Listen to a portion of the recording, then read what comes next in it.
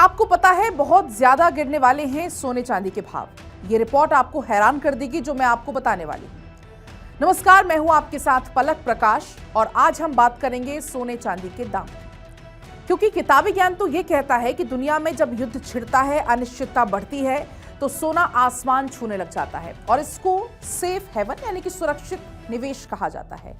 लेकिन साल 2026 की आप इस तस्वीर को देखिए। ईरान, इजराइल और अमेरिका के बीच में तनाव इस वक्त चरम पर है, लेकिन आपका सोना और चांदी जिसके दाम लगातार घट रहे हैं। क्या आप सोना या चांदी खरीदने वाले हैं? तो आप थोड़ा रुक जाएं, संभल जाएं, क्योंकि मार्केट के एक बड़े एक्सपर्ट ने ऐसी चेतावनी दी है जिसको सुनकर आपके होश उड़ जाएंगे।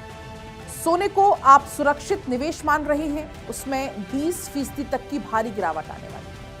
जनवरी 2026 पर सोना अपने पीक पर था, लगभग 22%, और चांदी की बात करें लगभग 44% अब तक टूट चुकी है।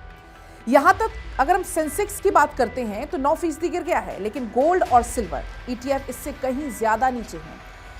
आखिर पारंपरिक निवेश का ये नियम फेल क्यों हो रहा है, क्यों बदल रहा है, क्यों अब सोना सुरक्षित नहीं रहा है निवेश करने के लिए? आज इस पूरी रिपोर्ट में आपको मार्केट मिस्ट्री की मैं परतें खोलूंगी, क्योंकि ज्यादातर लोग सिर्फ अभी युद्ध देख रहे हैं, लेकिन जो मंझे हुए निवेशक हैं वो काफी बारीकी से इसको देख रहे हैं। और इस गिरावट के पीछे 3 बड़े विलन बताए जा रहे हैं। पहले की अगर हम बात करते हैं तो बढ़ती हुई बॉन्ड यील्ड, यानी कि युद्ध की वजह से तेल महंगा हुआ है, जिससे दुनिया भर में इन्फ्लेशन का डर बढ़ गया है।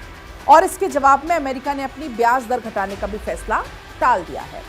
अब जब अमेरिका के 10 साल के बॉन्ड 4 से 5% तक का फिक्स रिटर्न दे रहे हो तो निवेशक सोने में क्यों रुकने वाले हैं?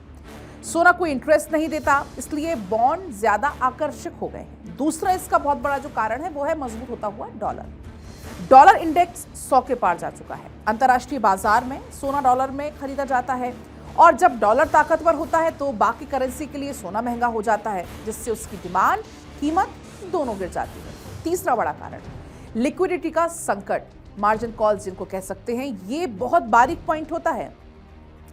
जब युद्ध के डर से शेयर बाजार गिरता है तो बड़े ट्रेडर्स को अपने घाटे की भरपाई के लिए तुरंत कैश चाहिए होता है, और वो इस एसेट को बेचते हैं जहां उनको सबसे ज्यादा मुनाफा हो रहा है। क्योंकि 2025 में सोना चांदी ने बम्पर रिटर्न दिया था, और इसलिए लोगों ने अपना मार्जिन कॉल पूरा करने के लिए अपनी गोल्ड होल्डिंग्स को अब बेचना शुरू कर दिया है, कैश निकालना शुरू कर दिया। और अब बात करेंगे उस तकनीकी कारण की जिसको आम आदमी अक्सर नजरअंदाज कर देते हैं, गोल्ड सिल्वर के रेशियो की।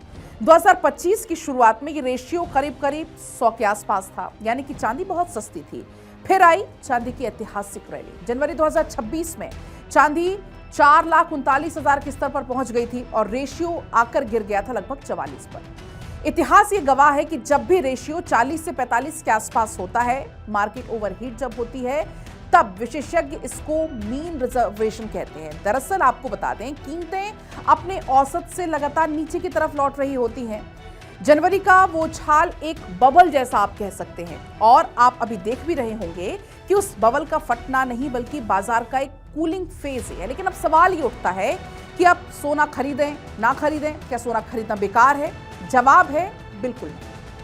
सोना और जो इक्विटी का रिश्ता होता है वो अक्सर उल्टा होता है, लेकिन बहुत ज्यादा तनाव, एक्सट्रीम स्ट्रेस के समय में कभी कभी सारे एसेट्स एक साथ गिरने लग जाते हैं, क्योंकि हर किसी को कैश चाहिए होता है, और इसको कहते हैं लिक्विडिटी इवेंट। सोना अभी भी पोर्टफोलियो को स्थिरता देता है, लेकिन इस बार की गिरावट ने साबित ये कर दिया है कि बाजार सिर्फ डर से नहीं चलता, बल्कि डॉलर, लिक्विडिटी और ब्याज की दरों से चलता है। ये एक रियलिटी चेक है। कोई भी एसेट हमेशा रॉकेट की तरह ऊपर नहीं जा सकता है। अगर हम बात करें निवेशक के एक और पॉइंट पर, अगर आपको गौर करें तो वो ये है कि पैनिक सेल आप ना करें, घबरा कर आप ना बेचें। एक्सपर्ट इसको ट्रेंड रिवर्सल नहीं बल्कि एक जरूरी करेक्शन मान रहे हैं। दूसरा इसमें है गोल्ड में SIP। अगर आप बहुत लंबी अवधि में निवेशक हैं तो मौजूदा कीमतों पर आप सोना खरीदिए, ये एक अच्छा मौका आपके लिए हो सकता है। तीसरा पॉइंट इसमें है चांदी पर सावधानी।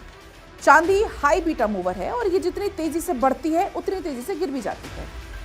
और इसमें जो निवेश होते हैं उसको थोड़ा सा टेक्निकल आप रख सकते हैं। जो चौथा बड़ा पॉइंट है एसेट एलोकेशन।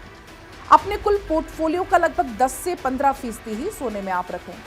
युद्ध के समय में सोना बढ़ाना, क्योंकि किताबी ज्ञान एक तरीके से आपने हर कभी पढ़ा होगा, सोना अगर युद्ध कहीं हो रहा है सोना बढ़ेगा, लेकिन इस बार जो आप ग्लोबल इकोनॉमी देख रहे हैं वो काफी जटिल होने की एक सबूत देता है, क्योंकि जब धूल शांत होगी तो सोना फिर से अपनी चमक बिखेरने वाला है। लेकिन अब तक अनुशासन ही आपका सबसे बड़ा हथियार है। इसी बीच मार्केट एनालिस्ट ने यह कहा है कि बाजार में अभी और खून खराबा बाकी है। आपको पहले बता देते हैं आखिर ये कह कौन रहा है। एवी गिलबर्ट जिनका नाम है, जो दुनिया के बेहतरीन टेक्निकल एनालिस्ट में से एक आते हैं। गिलबर्ट ने सोने के लिए दो रास्ते बताए हैं। पहला रास्ता तो यह है कि कीमतें यहां से धीरे धीरे गिरना शुरू होंगी, और दूसरा और खतरनाक रास्ता क्या है, सोना पहले $4800 के पार जाएगा और फिर शायद $5200 तक भी जा सकता है। और इसको देखकर आम आदमी को यह लगेगा कि मंदी अब खत्म हो गई और वो करेगा खरीदारी, लेकिन यहीं पर हो जाती है गलती। गिलबर्ट के मुताबिक इसके बाद सोना सीधा $3800 प्रति औंस तक भी गिर सकता है। अगर आप इसको भारतीय रुपयों में देखते हैं तो लगभग इसकी जो कीमत है वो 1,18,000 के आसपास आ सकती है। जो कीमत अभी है लगभग 1,40,000 के आसपास, 45,000 के आसपास, यानी कि जो मौजूदा स्तर है उससे सीधा सीधा 20% का गोता। अब चांदी की आप बात करते हैं तो वहां पर भी खतरा कम नहीं है।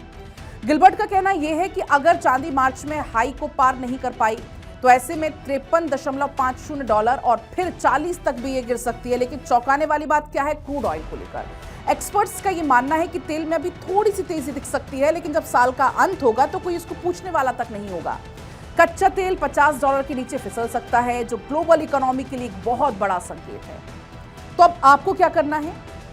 जो एक्सपर्ट्स कहते हैं कि ये जो गिरावट है वो लंबी अवधि के निवेशकों के लिए गोल्डन चांस है। उनके मुताबिक अगले 10 साल के नजरिए से $60 से नीचे चांदी का होना एक बेहतरीन सौदा है। साथ ही वो माइनिंग स्टॉक्स पर भी नजर रखने की सलाह दे रहे हैं, क्योंकि वो सोने से भी बेहतर रिटर्न दे सकते हैं। मार्केट का स्ट्रक्चर इस समय बिल्कुल 2011 की तरह नजर आ रहा है। इतिहास खुद को दोहराने वाला है। तो अगर आप मोटा पैसा लगाना चाहते हैं तो आपको धैर्य से काम लेना होगा, संयम से काम लेना होगा। आप अपनी राय जरूर रखिएगा। आपको क्या लगता है, क्या सोना सच में इतना गिरेगा या सोना फिर 2 लाख के स्तर को छू जाएगा? क्या ये सिर्फ एक पूरी टेक्निकल थ्योरी है? आप कमेंट्स में जरूर बताएं।